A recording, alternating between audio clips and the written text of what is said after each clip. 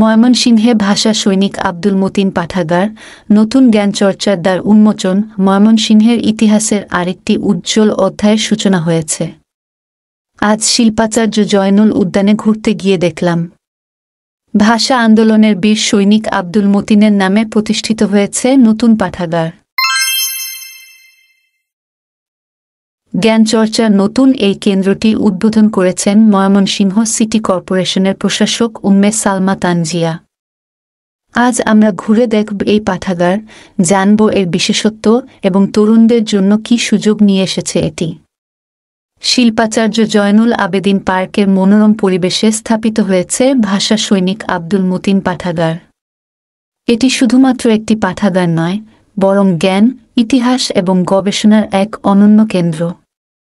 এখানে রয়েছে প্রায় 2000 বই, যেখানে পাওয়া যাবে মুক্তিযুদ্ধ, ভাষা আন্দোলন, বিজ্ঞান, ইসলামিক সাহিত্য, শিশুতোষ গল্পসহ বিভিন্ন বিষয়ক বই। পাঠাগারটি প্রতিদিন সকাল 8টা থেকে রাত 7:30 পর্যন্ত খোলা থাকবে, শুধুমাত্র রবিবার বন্ধ থাকবে। 14 অক্টোবর 2024 সালে দুপুরে বৈষম্য বিরোধী আন্দোলনে অংশগ্রহণকারী ছাত্রদের সঙ্গে নিয়ে এ পাঠাগার সবার জন্য উন্মুক্ত করেন ময়মনসিংহ সিটি কর্পোরেশনের প্রশাসক উম্মে সালমা তানজিয়া।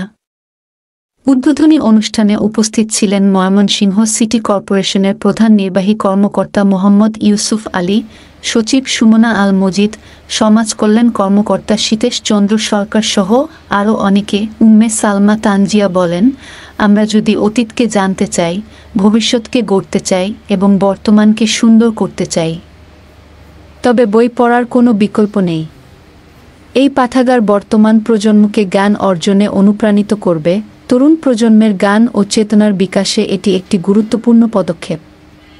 এখানে পাঠচক্র, প্রতিযোগিতা ও গবেষণার সুযোগ থাকবে, যা নতুন প্রজন্মকে বইমুখী করবে। সিটি কর্পোরেশন পরিকল্পনা করছে পাঠাগারের সাথে তরুণদের সম্পৃক্ত করতে নানা উদ্যোগ, যেমন পাঠচক্র, পুরস্কার বিতরণী ও জ্ঞানভিত্তিক প্রতিযোগিতা আয়োজন।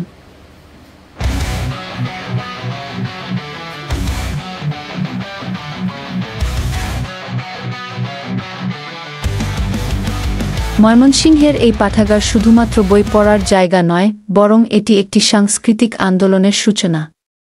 ভাষা সৈনিক আব্দুল মতিনের নামে গড়ে ওঠা এই পাঠাগার নতুন প্রজন্মকে ইতিহাস ও জ্ঞানের পথে এগিয়ে নিতে অনুপ্রাণিত করবে। আপনি যদি ময়মনসিংহের বাসিন্দা হন, তবে একবার হলেও ঘুরে আসুন এই পাঠাগার থেকে এবং বই পড়ুন, কারণ বই আমাদের ভবিষ্যতের আলো। ভাষা সৈনিক আব্দুল মতিনে 1 আগস্ট 1934 সালে ময়মনসিংহের ভালুকার সাতেঙ্গা গ্রামে জন্মগ্রহণ করেন। ভাষা আন্দোলনে অংশগ্রহণের স্বীকৃতিস্বরূপ ময়মনসিংহ জেলা প্রশাসনের উদ্যোগে 2000 সালে মতিনকে ভাষা সৈনিক হিসেবে সম্বর্ধনা ও স্বর্ণপদক প্রদান করা হয়। 21 পদক 2022 সালে মরণোত্তর লাভ করেন।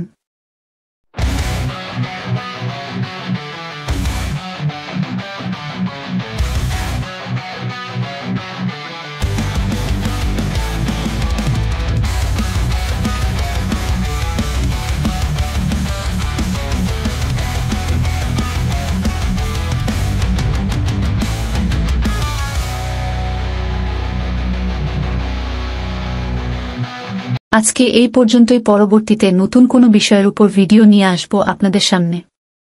সেই পর্যন্ত ভালো থাকুন, সুস্থ থাকুন ও নিরাপদে থাকুন।